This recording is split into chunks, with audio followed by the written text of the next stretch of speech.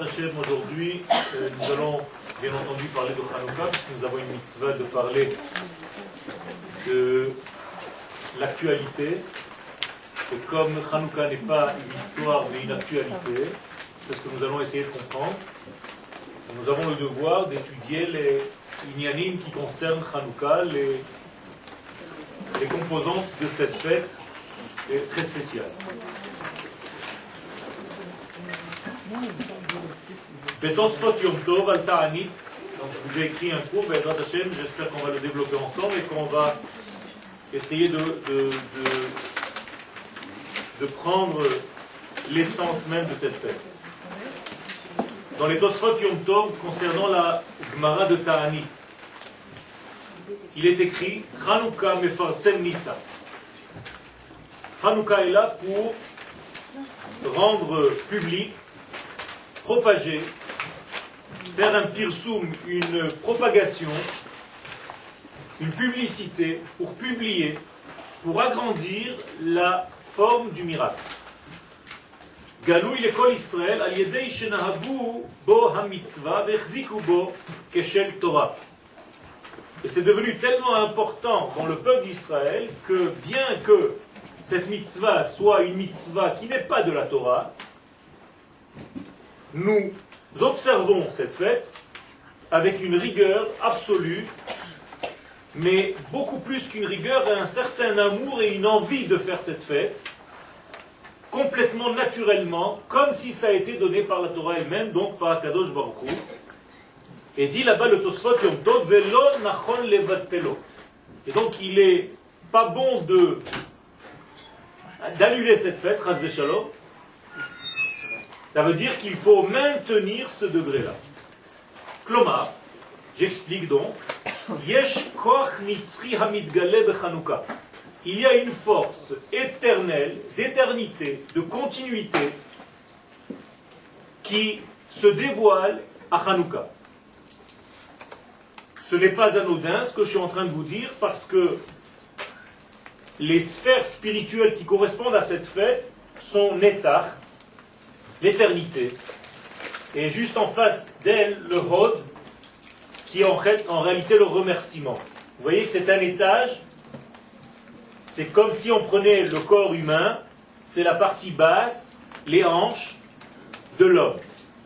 Ça veut dire que Hanouka est au niveau des hanches. Qu'est-ce que ça veut dire? Nous allons le voir un tout petit peu plus loin, Bezrat Hashem. Hanouka est la partie basse du corps, elle correspond, elle est ciblée dans la partie inférieure du corps humain, c'est-à-dire dans la partie du dévoilement. Car dans la Kabbalah, qui dit inférieur dit dévoilement, qui dit supérieur dit potentiel. Autrement dit, on doit partager l'arbre des séphirotes en deux parties.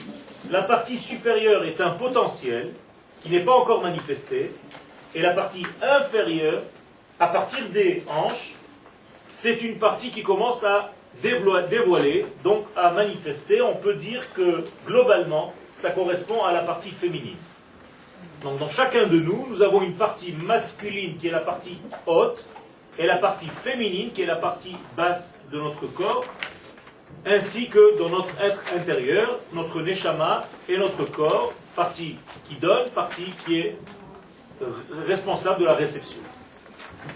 Donc Hanouka est au féminin. On aurait pu appeler cette fête Chinour, car c'est la racine, d'ailleurs, on va le voir aussi. On l'appelle Hanouka parce que c'est une femme. Autrement dit, c'est un degré de dévoilement. Hanouka est féminine, qui dit féminine dit dévoilement, capacité à dévoiler. Donc c'est un degré féminin, un degré qui met en place, qui met en relief tout ce qu'on lui donne dans la partie masculine. Vous savez que dans les lettres du mois, nous avons déjà vu que chaque mois a une combinaison du nom de Dieu. Eh bien, les deux dernières lettres de ce mois-ci, c'est deux lettres He. C'est-à-dire que le Yud et le Vav sont au début du mois, puisqu'il y a 4 lettres, donc 4 semaines. Donc les 2 premières semaines sont, entre guillemets, masculines, potentielles. Les 2 dernières semaines, à partir du 15 du mois, donc de la pleine lune, on l'a déjà bien dépassé, c'est 2 lettres He. Donc au lieu d'écrire Yud, Ke, Vav, Ke, le tétragramme, on ne l'écrit pas comme ça. On va l'écrire Yud, Vav, ou Vav, Yud, peu importe pour l'instant. Et les deux dernières lettres, He, He. He, He, deux fois une femme, dont la première est le monde supérieur qui est aussi féminin parce qu'à chaque degré masculin lui correspond une femme. La sagesse spirituelle est un homme, entre guillemets, Chokhmah, et son épouse correspondante est Bina.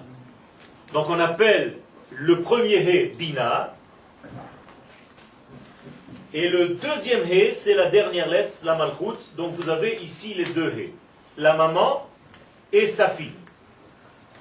Autrement dit, nous avons ici un développement très intéressant qui nous donne lien avec le monde supérieur qu'on appelle la Bina, le monde du discernement, qu'on appelle dans un autre langage Olam Haba, et Olam Hazeh.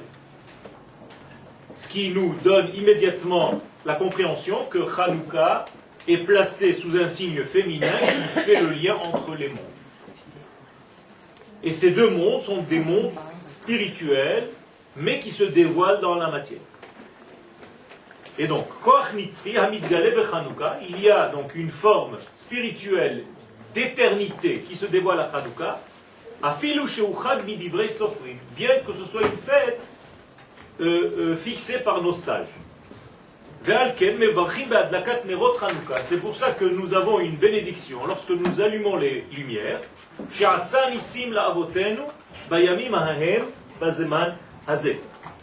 a fait, donc béni sois-tu l'Éternel, qui a fait des miracles à nos pères en ce temps-là, mais de notre temps. Bayamim hahem, c'est au passé, Bazman hazeh, c'est au présent. Qu'est-ce que ça veut dire? Mais tout simplement, vous comprenez que cette bénédiction vient nous faire le lien entre le passé et le futur. Entre la cause et le résultat. Entre le monde du discernement, qui est un monde spirituel, avec un monde de dévoilement, qui est le monde de la matière. Donc, passé, futur, c'est la même chose que avant, après, ou que potentiel est manifesté, ou homme et femme.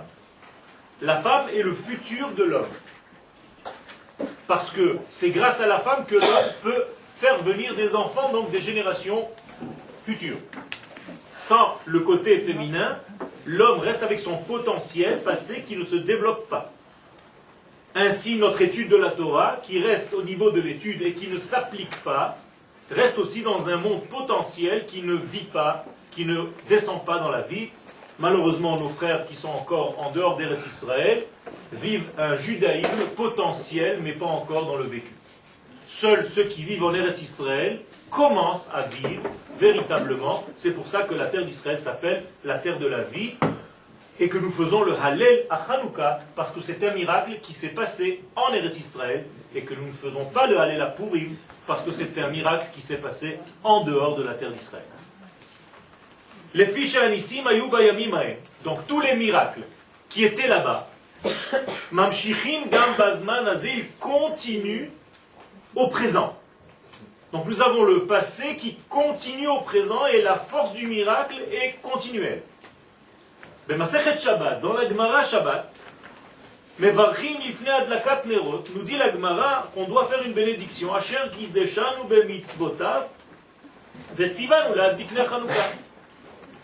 Béni sois-tu l'Éternel, qui nous a sanctifiés par ses mitzvot, je traduis littéralement, mais en réalité c'est faux, mais c'est pas grave, et qui nous a ordonné d'allumer les lumières de Hanouka.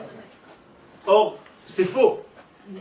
Akadosh Baruch Hu ne nous a jamais ordonné d'allumer les lumières de Hanouka, puisque c'est une fête de nos sages et pas une fête de la Torah. Alors la Gemara elle-même pose la question, parce qu'elle voit qu'il y a ici un problème. Veshoel et Agmara, donc la Gemara pose la question. Veichan Tzivanu. Si quelqu'un veut des textes, il y en a. Veichan Tzivanu, où est-ce que nous avons été ordonnés d'allumer des lumières? Eh bien, Rav Avia Amar, Rav Avia nous répond dans la Gemara, Il nous cite un verset dans Dvarim qui n'est pas directement lié à notre question, mais qui est lié en réalité d'une manière générale à tout. Mi lotassur. C'est-à-dire lotassur, tu ne bougeras pas, tu ne changeras pas de ce que tes maîtres et tes pères ont fait. De là, on apprend que si nos pères ont fixé quelque chose, on doit continuer de le faire. Rav Nechemia Amar, un autre sage, lui aussi donne sa version. She'al avicha veyaggetra, demande à ton père, il te dira. Zekenecha veyomrulach, tes vieux, tes anciens te diront ce qu'il faut faire. Autrement dit, lorsqu'on a un doute quant à continuer quelque chose, on doit regarder nos racines, nos anciens, et de là-bas nous avons en réalité la source même qu'il faut continuer ce que nous sommes en train de faire. Et l'interdiction de bouger, ni à droite ni à gauche, de cet ordre, qui est un ordre beaucoup plus fort qu'un ordre dit, parce que c'est un ordre vécu. Autrement dit, si j'ai vu mes parents, mes arrière-grands-parents faire quelque chose, c'est beaucoup plus fort que si quelqu'un me l'enseigne. Dans la Gemara, quand il y a des discussions, et qu'un sage dit, moi écoutez, tout ce que vous êtes en train de dire c'est bien beau, mais moi j'ai vu mon grand-père qui faisait comme ça, eh bien on dit tous, la halakha est comme tout. Car le vécu est beaucoup plus fort que la pensée et que le verbe. Donc, yesh koach hemshechiyut bechanouka. Il y a une force de continuité, de suite, de lien, d'écoulement à Hanouka, she'en lanu lasur miderech hayashar, dont nous n'avons pas le droit de quitter ce chemin, qui est le chemin de la droiture, qui est Israël, qui est Yashar El, Kasher Horu lanu chazal, comme nos sages nous ont ordonné. Share Hanouka kashur davka le Torah shebe'al peh. Et Hanouka est lié spécifiquement, précisément à la Torah orale et non pas à la Torah écrite. C'est-à-dire que la Torah orale ici prend une envergure qui est très importante et on donne en réalité un poids aux paroles de nos sages pour contredire l'influence grecque qui malheureusement s'est déversée aussi dans le peuple d'Israël où des gens vont venir, vont vous dire ça c'est une invention des rabbins. Vous avez déjà entendu sûrement ce genre de réflexion. Ça vient de la Grèce. Eh bien, oui, ce sont des rabbanim, mais qui n'ont pas inventé ce qu'ils ont dit, car ils ont été voir dans la Torah écrite que nous n'arrivons pas à décoder. Ils ont décodé les degrés pour en faire une Torah viable, vivante. Donc on va dans la Torah écrite, on prend des choses et on les développe pour en faire une Torah shebe'al peh. Et Dieu lui-même dit, tout ce que tes pères t'auront dit, fais-le. Lotassur yamin ou smol. Tu ne bougeras pas ni à droite ni à gauche. Ça c'est Dieu qui dit concernant nos sages d'Israël. Et la bénédiction que nous disons, qui est en réalité un lien, car bénir égale se relier. En hébreu, levarer ne veut pas dire bénir, mais faire un lien. En hébreu, ça se dit havracha. Havracha, c'est un lien. On fait un contact. Quand on fait une bracha, on se met en contact avec l'éternité. Regardez bien, on mentionne bien nos pères, qui a fait des miracles à nos pères, avotenu, bayamim hahem bazman hazeh. Qu'est-ce que ça veut dire bayamim hahem bazman hazeh? Vous voyez qu'il y a deux temps, il y a le passé et le présent. Mais vatet inyan hahem shechiyu. Il y a ici donc une suite logique. Mashena asaim avotenu, ce qui a été fait avec nos pères, mamshich leheasot gam imanu hayom, continue, vit encore aujourd'hui de nos jours à nous, dans notre temps à nous. Ça veut dire que Hanouka n'est pas une fête, comme toutes les autres fêtes d'ailleurs, qui, une fois par an, à la même date, on refait une fête, parce que c'est le 25 qui se lève. Nous avons déjà expliqué ça à plusieurs reprises, c'est que l'existence de la lumière de Hanouka existe déjà depuis la création du monde. Il faut seulement des sages qui sachent capter cette lumière au moment voulu dans l'histoire. Même aujourd'hui, se cachent dans l'histoire des énergies, dans le temps des énergies. Si on sait les capter, on peut fabriquer entre guillemets une fête.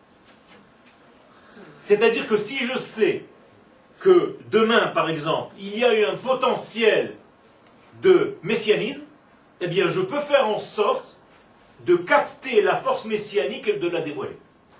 C'est ce qui va se passer le jour où le Mashiach va se dévoiler. Ça sera un jour bien connu, qui existe déjà maintenant, mais dont les sages vont capter la journée prévue et la faire descendre sur terre.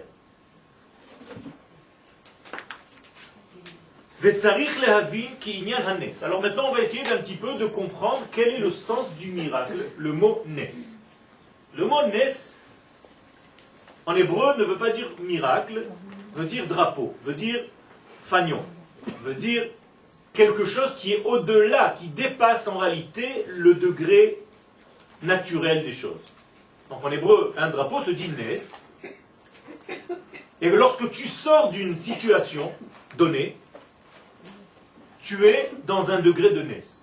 Nous avons vu ça avec Yosef, pas plus loin que la paracha de cette semaine, où la femme de Potiphar essaye de séduire Yosef, et Yosef, il est écrit Vayanos, Vayetse Achutza, qui veut dire, il s'est sauvé, donc il s'est élevé, Vayanos, il est devenu comme un fanion, comme un drapeau, il est monté au-dessus de ses envies. Vayetse Achutza, il est sorti de l'histoire. Il se retirait de cet événement pour ne pas tomber dans l'erreur, dans la faute. Ça veut dire quoi? Ça veut dire que cette force de Vayanos, elle sort de la nature. D'ailleurs, lorsque Yosef sort de cette nature, il ne sort pas complet. Qu'est-ce qu'il laisse chez cette femme? Ses vêtements. Vous comprenez bien qu'en réalité, la partie intérieure de Yosef est sortie, mais la partie superficielle de Yosef, ses vêtements, est restée en bas. Et donc, elle a utilisé en fait les vêtements de Yosef pour le condamner. C'est ce que vont faire toutes les nations durant l'histoire. Nous allons toujours laisser notre peau, c'est de là que vient l'expression, car l'âme sort, mais la peau va rester, et les nations du monde essayent d'utiliser notre peau pour véhiculer leur message avec notre visage. Je vous ai raconté la fois dernière l'histoire de la Gemara, où on faisait marcher. La Gemara raconte qu'il y avait une procession chrétienne, où on faisait marcher, on avait enlevé la peau d'un sage d'Israël, et son visage était resté comme un masque. On a gardé sa peau, et on le mettait sur le visage d'un homme qui n'était pas Israël, mais en réalité ça voulait dire, c'est nous le vrai Israël. On utilise votre corps, donc votre matière, votre cri, votre ustensile, pour faire véhiculer notre message. Vous avez compris? C'est pour ça que toutes les nations du monde veulent, en réalité, devenir Israël. C'est tout. Prendre nos vêtements, voler notre identité, voler notre drapeau, voler notre terre, ce sont tous nos éléments, vêtements, pour elles-mêmes développer, et nous, Chas v'Shalom, nous rendre quoi? Ce que malheureusement certains juifs pensent qu'ils doivent être, des vapeurs d'esprit. Les juifs de l'exil. Les juifs de l'exil, ce sont des juifs qui malheureusement ont une âme, mais qui n'ont pas assez de corps. Parce qu'il n'y a pas de corps national. Et donc il leur manque la tête, la terre d'Israël, il leur manque le cli essentiel pour se dévoiler, et là-bas on ne gêne personne. Donc tu peux rester en exil tant que tu veux. Mais dès que tu as une terre, là ça commence à te déranger parce que tu as un ustensile de dévoilement. Donc le Nes, c'est un degré qui est hors du temps. Comme les miracles de la sortie d'Égypte. Veyavsouf et de la coupure de la mer Rouge. Vehayarden, lorsqu'on a traversé le Jourdain, la même chose. Ce sont des miracles qui étaient hors nature. Ça veut dire une intervention surnaturelle qui a balayé la nature pour se dévoiler. Car en effet, en Égypte, Akadosh Baruch Hu, pour se dévoiler, a balayé la nature. C'est comme si la nature le gênait. Donc, Dieu pousse la nature pour se dévoiler. C'est une forme de miracle. Ça s'appelle un miracle dévoilé. Dieu pousse la nature gêne, et donc il se dévoile d'une manière très concrète, très visible. Un grand miracle. Mais il y a une autre forme de miracle, comme celle de Hanouka, où le miracle, la forme divine, n'a pas besoin de bousculer la nature. Elle intervient dans le sens naturel, dans l'histoire. À tel point que tu ne peux rien voir. Tu peux pratiquement te dire, mais moi j'ai pas vu Dieu là-dedans. C'est pas Dieu. Exactement comme disent les hommes anti-religieux ou les ultra-religieux. La même chose. Ils disent la même chose. Parce que les anti-religieux en Israël disent que c'est pas Dieu qui nous a aidés à revenir sur cette terre. Et les autres de l'autre côté, ils disent la même chose. Car si c'était Dieu, on aurait fait le Hallel le jour de Yom HaAtzmaut. Les gens qui ne font pas le Hallel le jour de Yom HaAtzmaut considèrent que ce n'est pas Dieu qui est intervenu dans l'histoire. On est bien d'accord. Donc ils sont exactement pareils. Shehaya betoch hatev. Donc le miracle de Hanouka. Le miracle de Hanouka est un miracle. Shachashmonaim asu milchama. Les Hashmonaïm sont sortis en guerre. C'était des hommes de l'armée, des guerriers. Ils n'avaient pas peur de rentrer dans Tzva Hagana l'Israël de l'époque. Ils étaient à Tzahal de l'époque. Lachen mevarchim bechanouka. Et c'est pour ça qu'on fait une bénédiction à Hanouka. Sha'asa nisim la'avotenu bayamim ahem bazman hazeh. Klomar. Qu'est-ce que ça veut dire bayamim ahem bazman hazeh? Là je rentre un petit peu plus dans une explication plus profonde. Nisim shem betoch hazman hazeh. Ça veut dire Akadosh Baruch Hu nous a fait des miracles. Sha'asa nisim. Où Bazman, il est rentré dans le temps, il a pénétré le temps, sans le bousculer, en se cachant dans l'histoire. Et toi, lorsque tu regardes avec un œil extérieur, tu te dis, mais moi, je n'ai vu que des hommes qui sont sortis en guerre. Dieu n'était pas là-dedans. C'est pas parce que Tzahal a gagné une guerre de l'indépendance que Dieu était là-dedans. Exactement la même chose. Autrement dit, le miracle de Hanouka est un miracle qui n'est pas visible. Et il y avait une discussion, est-ce que nous devons fêter cette fête ou pas? Parce que les miracles qui ne sont pas visibles, ils sont difficiles à concevoir. Nous avons l'habitude de croire que les miracles sont des choses extraordinaires qui nous tombent du ciel. Nous allons apprendre que le miracle de Hanouka est beaucoup plus fort que le miracle de la sortie d'Égypte. Parce que justement, comme je vous ai dit tout à l'heure, à la sortie d'Égypte, Dieu a besoin de balayer le monde naturel pour se dévoiler. Alors qu'à Hanouka et à Purim et à Yom HaAtzmaut et notre temps et notre Géoula d'aujourd'hui, Dieu intervient dans la nature à tel point que certaines personnes ne savent même pas que nous sommes en plein processus de Géoula. Et ils se disent, quand est-ce que c'est la Géoula? Vous comprenez? C'est ça le grand problème. Ça veut dire que pour voir Hanouka, il faut s'éduquer. Ça veut dire celui qui comprend Hanouka va comprendre la Géoula d'aujourd'hui. Si tu ne comprends pas Hanouka, même la Géoula d'aujourd'hui, elle te passera devant les yeux, tu ne comprendras rien. Ça fait déjà 63 ans que c'est en train de se faire et tu n'as encore rien compris. Pour certaines personnes. Betoch haolam hazeh. Et donc ça rentre dans notre monde. Mibli litrot et ateva, sans repousser la nature. Dieu rentre délicatement. Avec beaucoup de douceur, il s'habille dans les événements, dans l'histoire de notre peuple.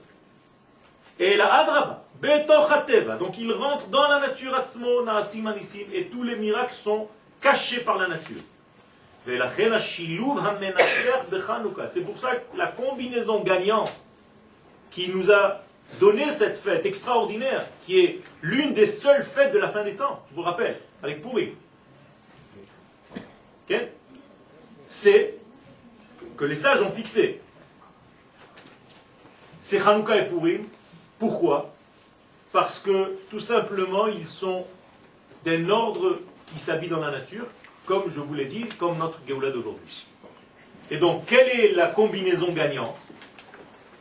Nitzachot tzvaï, c'est que d'un côté, on a gagné militairement, donc les soldats sont sortis en guerre, Ve'achzarat ha-malchut le-Israël, et le Rambam fait très attention de nous rappeler que la malchut, la royauté d'Israël est revenue, parce que c'est ce qui manquait. Il y a des gens qui pensent que la Torah, ça suffit. Or, la Gemara dit, Kol ha-omer en li el la Torah, tout celui qui dit je n'ai que la Torah, afilu Torah en lo, il n'a même pas la Torah. C'est la Gemara, c'est pas moi qui le dis. Pourquoi? Parce que si tu as la Torah, mais tu n'as pas la Malchut, la royauté d'Israël, c'est-à-dire le degré politique du peuple d'Israël sur sa terre, avec un roi, avec un royaume, avec un gouvernement, peu importe, eh bien, tu n'as pas encore la Torah. La Torah ne s'habille pas s'il n'y a pas de Malchut. La Malchut, c'est la dernière sphira, et elle a besoin d'un roi physique en chair et en os, jusqu'à Bezrat Hashem, le roi Mashiach. Mais avant le roi Mashiach, il y a des rois qui se succèdent. Même les Hashmonaïm sont devenus rois, se sont placés rois en attendant, pendant 200 et quelques années. Donc ils ont ramené la Malchut. Ça veut dire que l'histoire de Hashmonaïm, c'est une histoire politique aussi. Beshitouf, mais avec la participation chez le roi Hashem de l'esprit d'Akadosh Baruch Hu, Asher Ophia, qui s'est manifesté sous la forme de cette fiole, qui en réalité nous a dit comme un clin d'œil, continuez à vous battre, je suis avec vous, je vous donne ma lumière. C'est ça que ça veut dire. Autrement dit, lorsqu'on se bat, et que ça marche, Baruch Hashem, et qu'on gagne, et que nous avons une victoire, Akadosh Baruch Hu nous fait des clins d'œil, et le plus grand clin d'œil, c'est que ça marche, et que nous sommes là de plus en plus, et de plus en plus dans la réussite. Ça, c'est le clin d'œil de Dieu. Akadosh Baruch Hu nous montre réellement que nous sommes en train d'avancer. Et ça, c'est la fiole, Nes Pachasheme. Au début, c'est tout petit.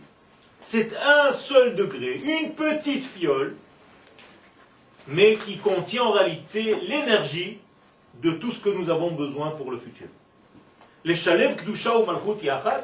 Donc nous avons fait ici une association entre Kedusha, donc Torah, lumière, et Malchut, royauté, degré politique. Ça veut dire que sans l'accouplement de ces deux degrés, Kedusha et Malchut, nous n'avons pas de divin qui peut se dévoiler sur terre, ça n'existe pas. C'est pour ça que dans le Lecha Dodi, nous disons toujours que Yerushalayim est Mikdash Melech Ir Melucha. Il faut les deux. Il faut et Mikdash et Malchut. Mikdash, ça ne suffit pas. D'avoir le Beth Amikdash, ça ne suffit pas. Il faut un système politique pour contenir le Kodesh.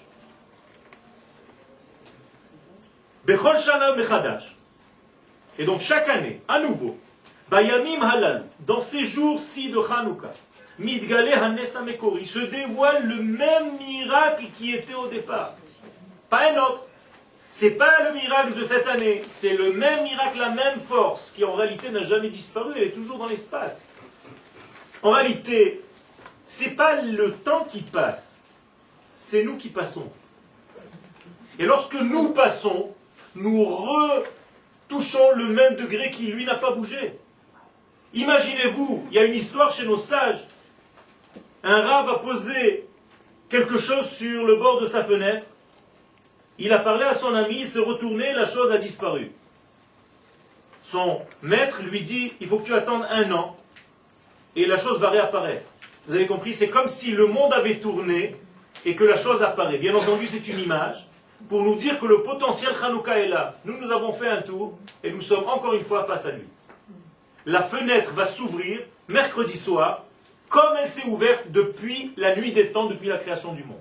Celui qui sait capter cette lumière, il a une ouverture directe vers la lumière de la fin des temps, parce que la lumière de Hanouka, c'est la lumière d'un degré que je ne peux pas expliquer ici, de Kabbalah, mais je peux vous assurer qu'il n'y a pas plus grande lumière. C'est la lumière de Oraganouz, la plus grande lumière qui puisse exister. Elle va se condenser d'ailleurs, se manifester dans votre première lumière. On va le voir tout à l'heure. Donc chaque année, le même miracle apparaît. Et donc qu'est-ce qu'Akadosh Baruch Hu va nous donner? À quoi ça sert de nous ouvrir cette fenêtre à nouveau? De nous replacer sur la même onde? Eh bien tout simplement, les mêmes forces qui se sont réalisées à l'époque, de victoire, de se sauver, de changer de mentalité, de ne pas tomber dans le système grec, eh bien tout recommence. Nous avons une capacité, une puissance à nous surpasser, à nous dépasser pendant ces jours de Hanouka. Et c'est pour ça que nous disons dans la Tfila,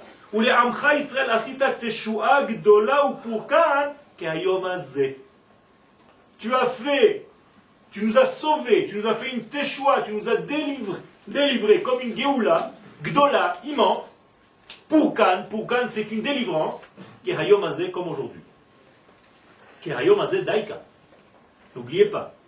Qui est hayom hazeh, comme vous allez le dire dans votre alanissim, pensez qu'est hayom hazeh maintenant. C'est maintenant. Klomar shega bayom hazeh mamash, aujourd'hui, au moment où je vais dire ces paroles-là, Nimtsaim, qui se trouve dans l'espace, dans l'univers, dans le temps, Shua vepidiot. Tout ce que j'ai besoin pour sortir de mes exils, tout sortir de mes prisons, sortir de mes angoisses, sortir de mes ténèbres, sortir de mes tristesses. Parce que Hanouka, c'est ça. Hanouka, on doit l'allumer au moment où la lumière est en train de décliner, où le soleil se couche. Mais pas seulement physiquement. C'est pour tous les angoissés. C'est une thérapie. C'est une thérapie en pleine dépression. Au moment où tu déclines, où tu es en train de descendre, ne tombe pas. Au moment où tu tombes, avant que les étoiles se lèvent. C'est pour ça que c'est très important d'allumer la Hanoukia, pas la nuit. Avant que la nuit tombe. Au moment où le soleil se couche, c'est-à-dire à peu près vers 4h15. Ça, c'est le meilleur moment. Et ça ne va pas seulement faire une mitzvah, tu vas faire une belle mitzvah parce que le Rav, il a dit qu'il faut allumer à cette heure-ci. Non. Tu vas soigner en réalité tes propres angoisses et ta propre mélancolie, tes propres dépressions. Lorsque tu es en train de tomber dans la nuit, les Chachamim disent en hébreu, c'est beaucoup plus beau. Mishetishka hachama. Au moment où le soleil se couche, les elle asher shaka'a lahem hachama. Pour ceux qui ont perdu leur soleil. Ça, c'est l'allumage des lumières de Hanouka. Ça veut dire que c'est là pour nous allumer. Nous sommes en train de nous allumer nous-mêmes. Nous ne sommes pas en train de faire un acte extérieur loin de nous. C'est nous-mêmes. C'est nous-mêmes l'huile, c'est nous-mêmes la mèche, c'est nous-mêmes la flamme.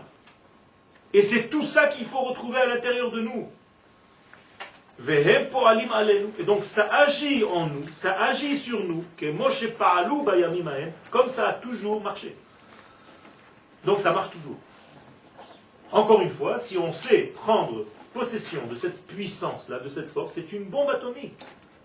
Si on sait utiliser ces forces, on peut tout faire avec cette lumière, parce que c'est la lumière avec laquelle on peut tout changer, tout transformer, et dans notre vie individuelle et au niveau collectif. On l'a déjà dit dans notre livre, j'ai déjà écrit un livre sur Hanouka, et on l'a déjà mentionné là-bas, il y a deux sortes de miracles. Nissim niglim, comme nous avons dit tout à l'heure, des miracles dévoilés, Venissim nistarim, et des miracles cachés. Nissim niglim, kemo kriyat yamsu veyetziat mitzrayim, sortie d'Égypte, l'ouverture de la mer, Shepal ou Beshinu Yateva qui ont changé, transformé la nature, Betriato qui comme on a dit tout à l'heure, on a repoussé la nature. L'Omadze, Naasim Nissim nistarim. Nous avons des miracles qui sont cachés, qui correspondent à notre Géoula. Notre Géoula ressemble aux miracles cachés. Nous n'allons pas avoir de miracles dévoilés dans notre Géoula, sauf à la dernière phase. Mais tout le processus, ça va être des miracles cachés. Donc ça va être difficile de voir. Et c'est pour ça que nous prions, fais-nous voir. Kadosh Baruch Hu, ouvre-moi les yeux, que je puisse voir comment tu fais ta Géoula, parce que je risque de rater. Il y en a plein qui ratent. Chas v'shalom. Et il faut être parmi ceux qui ne ratent pas. Donc je demande à Kadosh Baruch Hu à chaque fila, et quelle est la Géoula? De quoi je parle? Pas quand il y aura une main qui va descendre du ciel, ou un roi Mashiach qui va venir sur un âne ou dans une grande Mercedes blanche. Quand tu reviendras, toi, Kadosh Baruch Hu, en Eretz Israël. Ouvre-moi les yeux pour me montrer comment tu reviens à Sion. Vous voulez savoir comment il revient à Sion? Regardez-vous. Votre retour, c'est son retour. Notre retour, c'est lui qui est revenu. Quand un juif revient sur la terre, il ramène avec lui Dieu.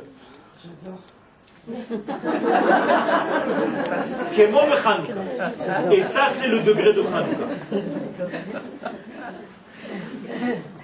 Melubashim bateva ve'einam dochim oto o meshanim oto. Donc ça ne change rien à notre vie, on a l'impression que c'est normal. Il y a des gens qui se disent, mais c'est ça Israël? Je suis venu, je croyais trouver des trucs. C'est où la terre des miracles? On m'a dit, on m'a promis. C'est exactement ce qu'il doit y avoir. C'est comme ça. C'est un monde où tout est caché. Il va falloir que tu fasses en sorte de creuser à l'intérieur pour trouver la lumière de cette terre. Elle ne se donne pas facilement. Il faut la labourer pour qu'elle donne ses fruits. Et elle les donne, Baruch Hashem. Regardez les marchés d'Israël.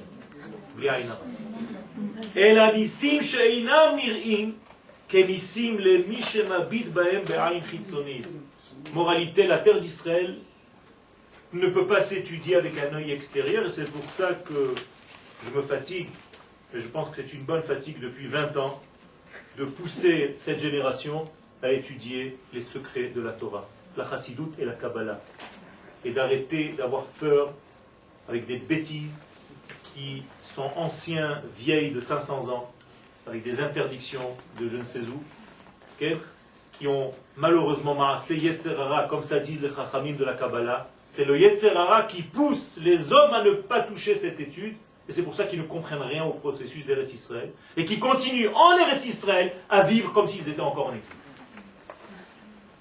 Ou Mashekatouv, et ce qui est écrit, Asaoum Yom Tov, Vekav'u Behallel ou Behoda'a. Qu'est-ce que ça veut dire Asaoum Yom Tov? Je traduis d'abord. Les sages de cette époque, donc les Hashmonaïm, les ont fait Yom Tov.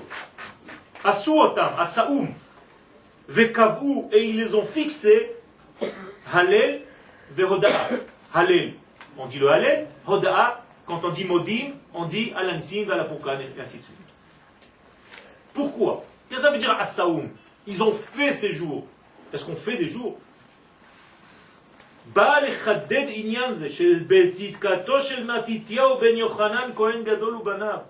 que ce tzaddik, Rabbi Matityahu ben Yochanan, qui était le grand prêtre, avec ses fils, tout ce qu'ils ont fait là-bas, regardez, un sage de cette époque, de cette envergure, où est sa place?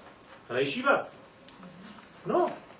Il a pris ses armes et il est sorti se battre avec ses élèves. Vous comprenez? Et c'est pas pour autant qu'il était moins grand en Torah. C'était un grand Talmid Chacham qui savait aussi tenir un M16. Niftechu sha'arei chassadim. Et c'est pour ça que les portes des chassadim se sont ouvertes. Sha'arei hanissim ve'aniflaot. Les portes des miracles, de toutes les merveilles qui se sont passées. C'est eux, c'est ces hommes qui ont fait en sorte d'ouvrir ces portails. Ces portails sont fermés. Pourquoi ils sont fermés? Parce que c'est un potentiel. Un potentiel peut rester potentiel toute sa vie. Si je suis né artiste, c'est un potentiel. Mais si je n'ai jamais travaillé pour appliquer mon art, eh bien mon art va rester un potentiel toute ma vie.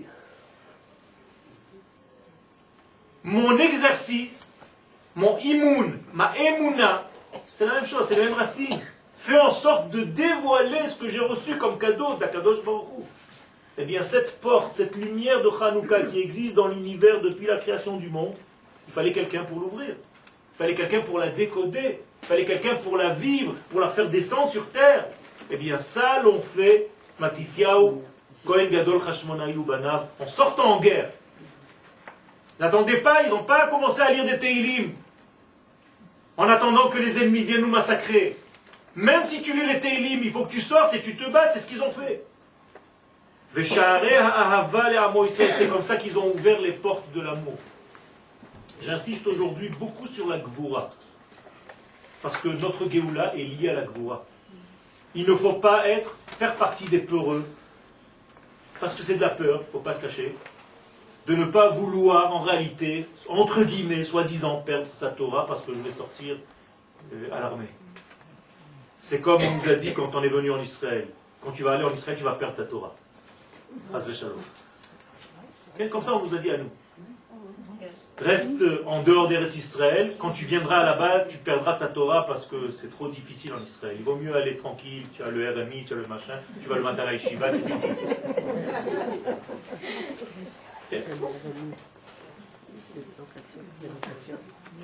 Et donc il faut une Gvura Leumit. Il faut une force, un orgueil national, Morav Rabota, il ne faut pas avoir honte de le dire. Il faut avoir une puissance, une force. Il faut avoir une assurance qu'Akadosh Baruch Hu marche avec nous, que nous sommes avec lui sur sa terre. Nous avons fait sa volonté pour venir ici. Et il faut avoir le courage de défendre notre peuple et notre terre et notre Torah. Et s'il faut prendre les armes pour cela, il faut le faire. Et c'est pour ça que je remercie à chaque fois Akadosh Baruch Hu de nous donner nos merveilleux soldats. Ce sont eux les tzadikim de notre génération et de toutes les générations. Vekvaum behalel ou behoda'a. Et ça c'est le halel et la hoda'a. Klomar she'al yedei ha'halel ve'hahoda'a. Quand je dis le halel à Akadosh Baruch Hu, pourquoi je dis le halel? Le fait que je dise halel, qu'est-ce que ça prouve? Que je crois que quoi? Que Dieu est dans mon processus. Vous avez compris? C'est facile. Si je ne dis pas halel, ça veut dire que je dis que Dieu n'était pas dans le processus. Et je nie Dieu. Je renie complètement sa participation. Vous comprenez la gravité?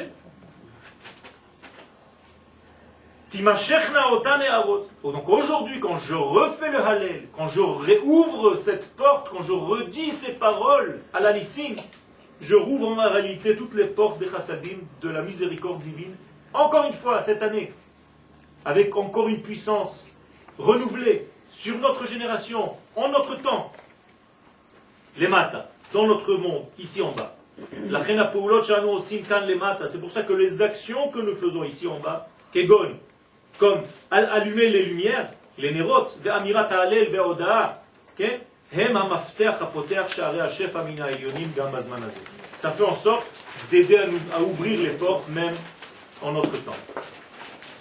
Vers Mehadrin, il y a marqué que ceux qui sont plus Mehadrin, qu'est-ce qu'ils font? Ner l'école echad ve'echad. Chacun allume sa propre bougie, donc sa propre lumière, sa propre Hanoukia. Pourquoi? La même chose, parce qu'il doit faire un acte qui ouvre des portes. Eh bien, chacun va ouvrir en réalité ses propres portes. Kol echad beshoresh nishmato va ouvrir sa neshama, la porte de sa neshama, son potentiel. Yipatru haorot lemala, umashamu chazal asaum yom tov. C'est pour ça qu'on a dit que les sages les ont fait yom tov, asaum. Kai al nerot Hanouka, ça veut dire ils ont fait les bougies, ils ont fait en sorte qu'il y ait des lumières. J'ai allumé en réalité, je rallume ma vie. Le feu c'est une rigueur, c'est une force. Et c'est pas de l'eau, c'est pas mou. Le feu c'est une gvoura. Quand j'allume un feu, c'est que je suis capable de me battre. C'est ça allumer un feu. C'est pour ça que le miracle qu'Akadosh Baruch Hu a donné ne s'est pas dévoilé dans un autre degré, il aurait pu se dévoiler dans une fiole d'eau. Ou autre chose. Pourquoi il est passé par le feu, par l'huile? Pour montrer une correspondance. Toi, tu t'es comporté comme un homme gibor, je te donne la gvoura divine, donc la flamme. Donc lorsque j'allume les nérotes de Hanouka, Asur Bemelacha, on n'a pas le droit de travailler. Vous savez, pendant l'allumage des nérotes, on n'a pas le droit de travailler. Parce que c'est le moment où les portes s'ouvrent. Et donc si tu travailles, c'est comme si tu disais, moi je comprends rien du tout, qu'est-ce que tu me racontes? J'ai allumé, je me barre. Non. On allume et on reste à côté de la Hanoukia et on prie, on regarde les nérotes et on prie pour Am Israël, on prie pour le collectif et après on prie pour soi-même, pour sa famille. D'abord pour le grand et après pour nous. D'abord pour le large, pour la Shrina et après pour nous. C'est comme ça que la Torah doit être, c'est comme ça que la Tfila doit être. Veod, Shebechanouka mitzvah yi beor uberiyah. De plus, il y a une mitzvah dans Hanouka qui est très spéciale. Elle est dans la lumière, mais dans la vision. Mashe'en ken beshum mitzvah acheret, ce qui n'existe nulle part ailleurs, dans aucune mitzvah. J'explique. Vous marchez dans la rue, vous n'avez pas encore allumé votre Hanoukia, et vous voyez une Hanoukia allumée. Vous devez faire une bracha.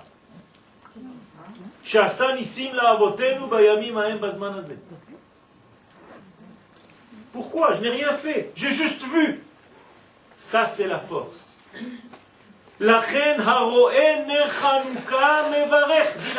Celui qui voit la lumière, il bénit, juste en la voyant. Pourquoi? Qu'est-ce que je bénis en réalité? J'ai dit tout à l'heure que bénir égale faire le lien. Pourquoi je bénis ce que je vois? Qu'est-ce que c'est que cette vision? Qu'est-ce que c'est la vision du feu? J'ai dit tout à l'heure, c'est la présence divine qui est descendue sur terre. Donc quand je vois ça, je dis à Kadosh Baruch Hu, merci de me faire un clin d'œil. J'ai compris. Quand je marche dans la rue, tu me fais voir des Chanoukiyot, tu me montres que ta présence est là. Et d'ailleurs, la Gemara dit,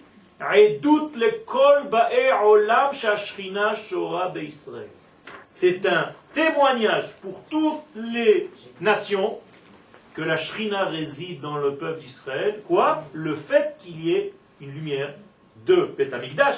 Et la suite, c'est notre petite lumière de Hanouka. Vous savez que nos petites lumières de Hanouka, nos petits Hanoukiyot, c'est une suite logique de la Hanoukia de Beth Amikdash. Ne croyez pas que c'est autre chose. Sauf que là-bas il y avait 7 et chez nous il y a 8. On va essayer de comprendre aussi pourquoi. Qui a inyan kashur le reiyat haor. Donc c'est lié à la vision de la lumière. Je reviens à ce que j'ai dit tout à l'heure. Pour voir, il faut être capable de voir. Il y a des gens qui regardent mais qui ne voient pas.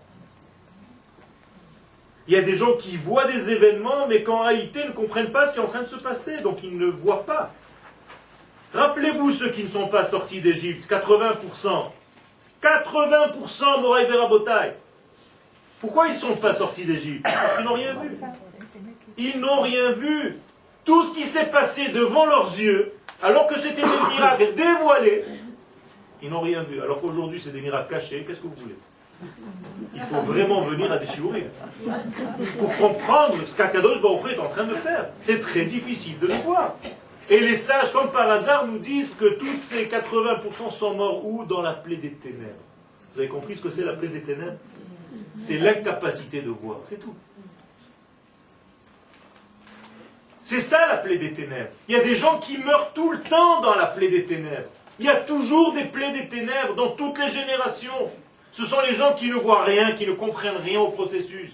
Qui a beau leur dire, ils sont rivés dans une chita, ils se sont mariés avec une chita, et ils n'arrivent pas à sortir. Un grand problème. Un grand problème. Cette semaine, j'étais en France. Je suis arrivé il y a 2 jours. J'étais dans une exposition, et il y a des hommes, des femmes. Un beau jeune homme, très grand de taille, vient me voir. Mannequin. Il me dit, est-ce que je peux vous parler? Je dis oui, on sort. On sort de la galerie, de l'exposition, et je le vois en train d'avoir les lèvres qui se tendent, qui se bloquent. Je lui dis, tu es avec une Goya? Il s'est mis à pleurer. Il me dit, j'étais le dernier à croire que moi, j'ai juré à tout le monde que jamais ça m'arriverait. Je lui ai dit, tu sais, ce que vous êtes en train de faire là-bas, en croyant que vous êtes en train de créer encore des communautés, construire des synagogues et des machins, continuez, continuez, vous croyez que vous êtes là encore 2000 ans. Vous êtes en train de tuer le peuple juif à petit feu. Vous êtes des associés de 6 millions de morts, à part la Shoah. D'une mort douce. De la même mort que tu es en train de subir toi maintenant. Alors je t'avertis. Toute l'histoire, depuis Moshe Rabbeinu jusqu'à toi, elle est une chaîne. À partir de toi, le peuple juif va s'arrêter. Je vais te montrer tes 80 enfants et petits-enfants que tu aurais dû avoir et que tu n'auras jamais. Je lui ai fait exprès. Et je lui ai dit, voilà, il y a 2 possibilités maintenant. Tu m'as fait sortir de l'exposition, c'est pas par hasard. Si tu es venu me parler, je dois te dire, parce que sinon on va me demander des comptes à moi. Je t'avertis, tu quittes immédiatement cette Goya, tu te maries avec une juive et tu montes en Eretz Israël. C'est tout ce que tu as à faire. Ça, c'est le degré. Il faut sauver nos frères de là-bas. Parce que c'est pas parce que tu as une petite communauté qui marche un petit peu fort à l'amour. Tu t'es enfermé dans un truc, et 90% des gens sont en train de mourir à l'extérieur, tu n'en as rien à faire. Sans compter que ceux qui se marient divorcent, en plus, avec des pourcentages. C'est terrible, terrible. Ça, c'est voir la lumière. Il faut voir la lumière dans le noir. Il faut être capable d'éclairer dans le noir. La Shrina réside ici, dans notre peuple et sur notre terre. Et c'est ça la force grecque. Vous croyez que les Grecs, c'est une histoire passée? C'est aujourd'hui. La Grèce, c'est tout ce qui nous bouche les yeux. C'est tout ce qui nous cache la vérité. Qui nous donne des idées qui sont extérieures, étrangères à notre culture. Où est-ce qu'on a vu des choses pareilles? Même ce que je suis en train de faire ici, ça me gêne. D'étudier la Torah en français. Okay? C'est pas normal. Mais il faut le faire malheureusement. C'est une guérison. Vous voyez combien de temps il faut pour guérir. Baruch Hashem, vos enfants et vos petits-enfants sont déjà sains et saufs. Quand ils parlent en français, pour eux c'est du charabia. Ils préfèrent en hébreu, ils ne comprennent pas, ils ne viennent même pas au shiur. Si c'est un shiur en hébreu, je viens. Et les Grecs nous ont dit que nous n'avons aucun lien avec Akadosh Baruch Hu. Ça veut dire ton Dieu super qui dépasse, transcendant. On ne comprend pas, nous, qu'est-ce que ça veut dire? Sois logique, tu es dans un monde de logique, vis ta vie. Chanukah vient nous donner un sens de début, de renouvellement. Pourquoi? Parce que chez Ushor et Shrinur, c'est ça l'éducation. Qu'est-ce que c'est éduquer? Qu'est-ce que c'est éduquer? Quand on fait Chanukah de Bayt, qu'est-ce que ça veut dire? C'est la première fois où la chose que je suis en train d'éduquer va jouer son rôle. On est d'accord? Vous saviez ça ou pas? Par exemple, j'inaugure une synagogue. Je fais Chanukah Bet Knesset. Qu'est-ce que ça veut dire? C'est la première fois dans l'histoire de cette synagogue qu'elle va être synagogue, un lieu de prière. D'accord? Donc je l'ai éduquée à être ce qu'elle va être. En faisant quoi? En lui faisant déjà un exercice de ce que tous les jours va se passer en elle. C'est ça l'éducation. Donc moralité, quand tu parles d'éducation, qu'est-ce que tu fais en fait à un enfant? Tu places en lui le début de ce qu'il va devoir continuer d'être. Et dans notre vie, c'est la même chose. Et ça doit avoir le goût de la première fois. Vous savez, ce goût de la première fois, c'est un bon goût. Ça, c'est ce qu'on doit avoir dans le chinour. La première fois, si on savait garder les premières fois dans notre vie, on serait complètement différent. Je rentre chez moi, je vois ma femme comme si je venais de la voir pour la première fois. Vous savez ce que ça veut dire? Ça change complètement tout. Comme tu étais complètement fou pour des téléphones et des machins pour avoir rendez-vous avec l'autre. Tu as oublié, maintenant tu passes devant lui, on dirait deux robots. On a oublié les premières fois. Chanukah nous redonne la force de la première fois. C'est ça le chinou. C'est ce qu'on appelle Réchit. Et ça, c'est la force de Chanukah. Shoresh Chinuch, Shu Réchit, Haderech Lekol Davar, c'est le début de chaque chose. Valze Neemar Beremez. Vous savez que cette éducation, on doit la faire tous les matins. C'est pour ça que tous les matins, on doit étudier la Torah. Parce que c'est le début, c'est le goût que je donne à ma journée. Hen ga'alti etchem acharit kereshit. On le dit. Comment sera notre Géoula? Qu'est-ce que c'est notre Géoula acharit? La fin des temps, kereshit. Tant que tu n'auras pas le goût des prémices, tu ne comprendras pas ce que c'est la Géoula. Ça veut dire que tu ne vas pas, je vais employer un mot un petit peu péjoratif, mais c'est pas grave. Tant que tu ne kifferas pas, comme au premier jour, tu ne comprendras pas ce que c'est la Géoula. La Géoula, c'est d'avoir un plaisir comme à la première fois de la chose. Et c'est ce que les sages nous disent, que la Géoula, on doit la ressentir comme si c'était un renouvellement chaque jour. Bechol yom, chaque instant, je dois être dans ce degré-là. Si je me fatigue, ça veut dire que j'ai vieilli. Vieilli dans le sens négatif, ça veut dire que je me suis endormi. Il n'y a rien qui se passe. Dans l'avion, j'ai rencontré un autre qui m'a dit, est-ce que tu peux venir dans la paracha de Vaïkra nous faire un cours? Je dis, mais tu es arabe là-bas. Tu n'as pas besoin de moi. À Lausanne. Tu veux que j'aille faire à Lausanne? Okay. Tu as une communauté? Occupe-toi. Il m'a dit, non, il se passe quelque chose de très bizarre. Tout dort là-bas. Je me dis, ça m'étonne, c'est bizarre. Ça me rappelle quelque chose que le Rav Kook disait. Okay. Et pendant tout voyage, on a commencé à parler, je lui ai dit, mais c'est normal, ça s'appelle Bemarshachim Hoshivan, tu m'as fait m'installer dans les ténèbres. C'est ça le Talmud de Babylone. Il ne se passe rien. Il ne se passe rien, c'est endormi, tu es dans un grand sommeil. Le peuple est en train de sommeiller jusqu'à sa mort, Chas v'Shalom. Baruch Hashem, nous sommes revenus. Klomar she'hageoula hi gilui ha'orot ba'olam hazeh. La Géoula, c'est le dévoilement des lumières dans notre monde. Kefi shayu bereshit abria, comme ces lumières étaient au départ, dans l'idée divine. Lachen yesh bechanouka sod ha'itchatshut ve'gilui hareshit. Donc Hanouka, je dois être frais. Comme si j'étais neuf. Comme si je venais de naître. Habillez-vous à Hanouka. Faites une douche une heure avant d'allumer vos veilleuses et habillez-vous. C'est une fête chaque soir. Comme si c'était la première fois que tu rencontrais la lumière de Dieu. Elle vient chez toi. Vous vous rendez compte le kavod? En 5 secondes, Hanerot alalu kodeshem. Comment le kodesh il est rentré chez moi à la maison?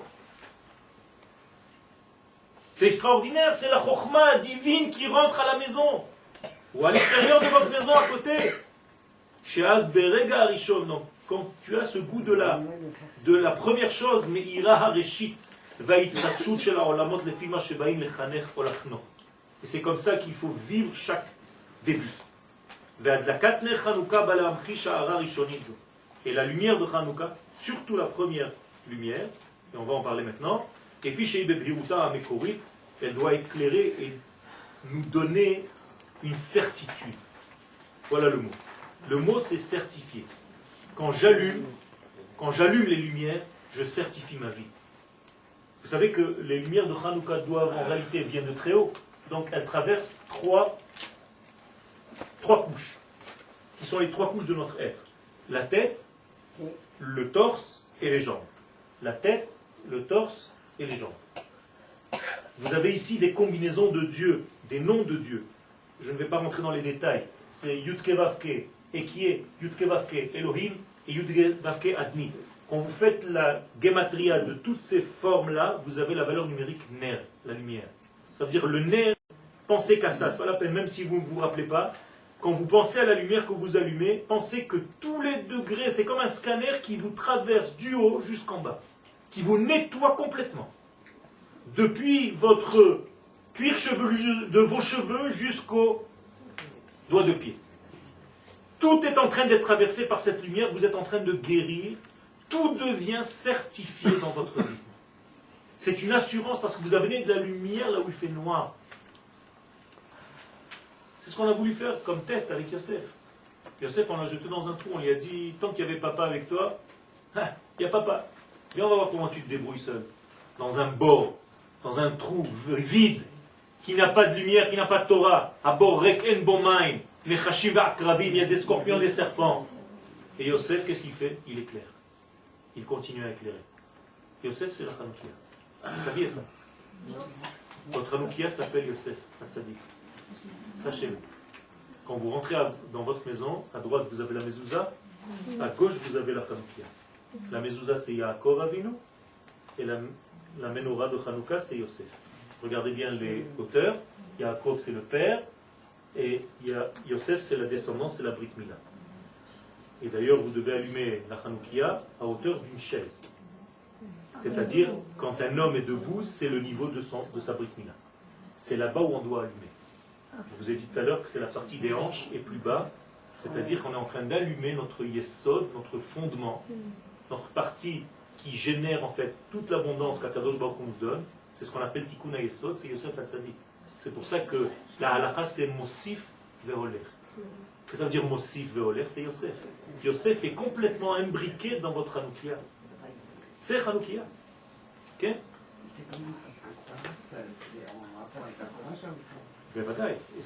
Ça va être plus encore dans Miketz. J'ai toujours entendu dire qu'on allumait la Hanoukia sur les fenêtres pour les... Alors ça c'est Pirsoumanes, vous pouvez allumer une deuxième Hanoukia. Sur la chaise, c'est pas... C'est là-bas où on doit éclairer. Quel est le sens de l'éclairage? C'est d'éclairer les parties basses de notre vie. C'est ça l'éclairage, le véritable éclairage, la véritable mitzvah. Il y a marqué dans la Gemara que la Shrina n'est jamais descendue sous 10 fachim. Et Hanouka, on fait descendre la lumière en dessous de 10 tfachim.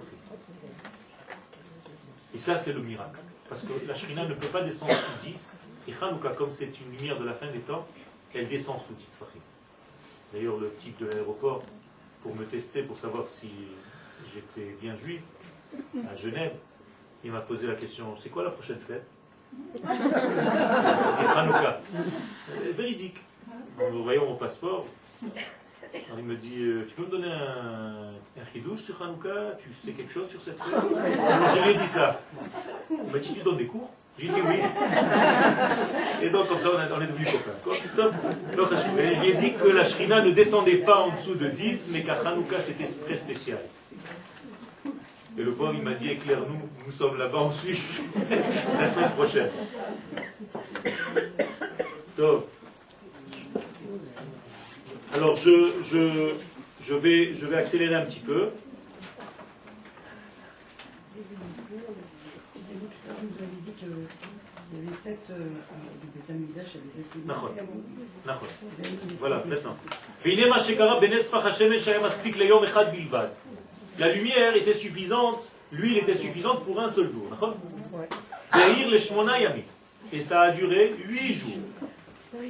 Alors, les sages posent la question, alors le premier jour, c'est pas un miracle. Puisqu'il y avait de l'huile pour le premier jour. Tu as qu'à faire le miracle que 7 jours. La fête, donc, devrait durer 7 jours. Quel est le secret? C'est ce que je viens de vous dire maintenant. C'est que la première bougie, elle ne contient pas un jour. Elle contient tous les jours. Chez Beyom ha-Echad. C'est pour ça que je l'ai appelé Echad. Cette journée qui s'appelle Echad en réalité. Haya kvar ganuz hanes lekol hayamim kulam. Il y avait le miracle pour tous les autres jours. C'est comme s'il y avait en réalité un Aleph qui éclairait 7. Vous connaissez ce Az? À chaque fois, il a marqué Az, Yashir, Moshe. Qu'est-ce que ça veut dire Az? C'est ça, Az.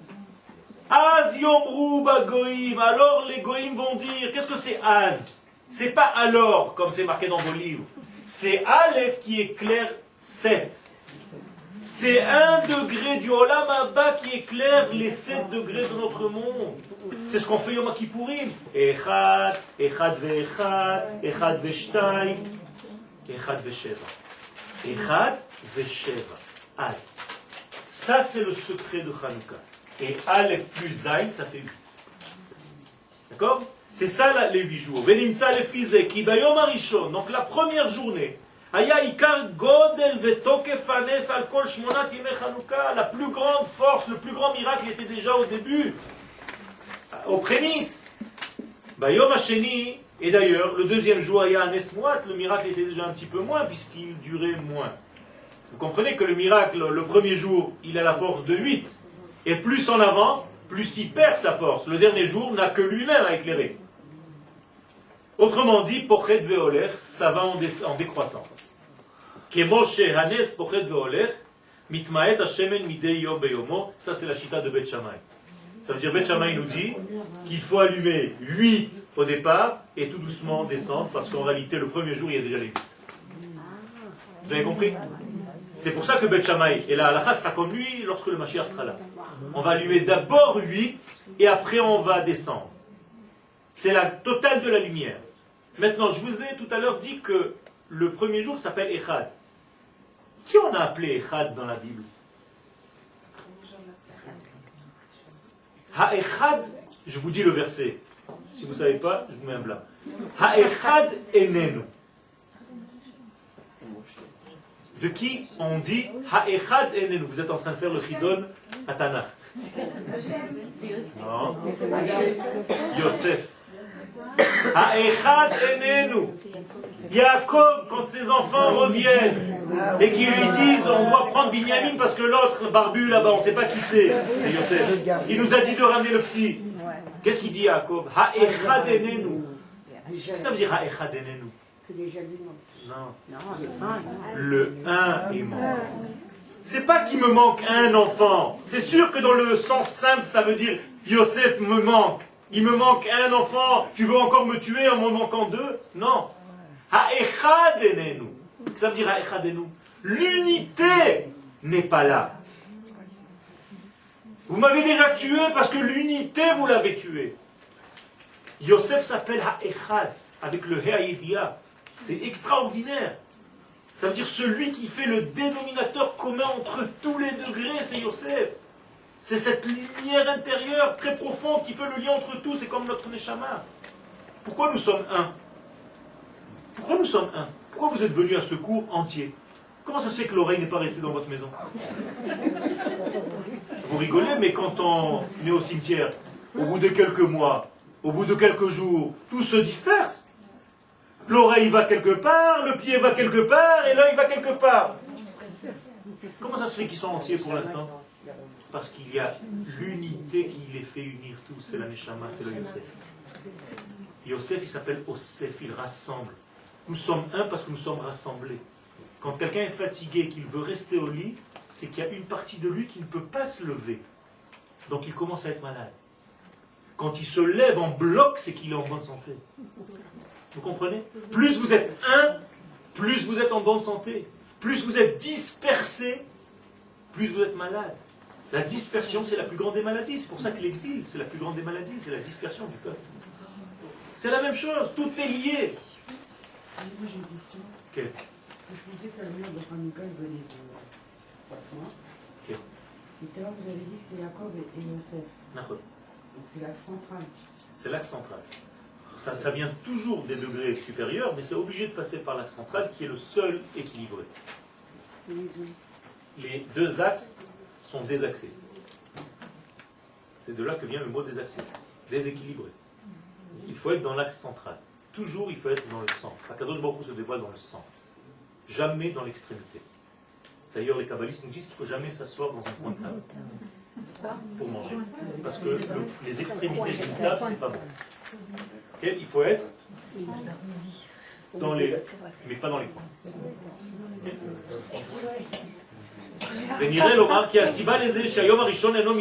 Donc le premier degré n'est pas du minyan. Je vous saute, c'est pas la peine, on ne va pas continuer dans le texte.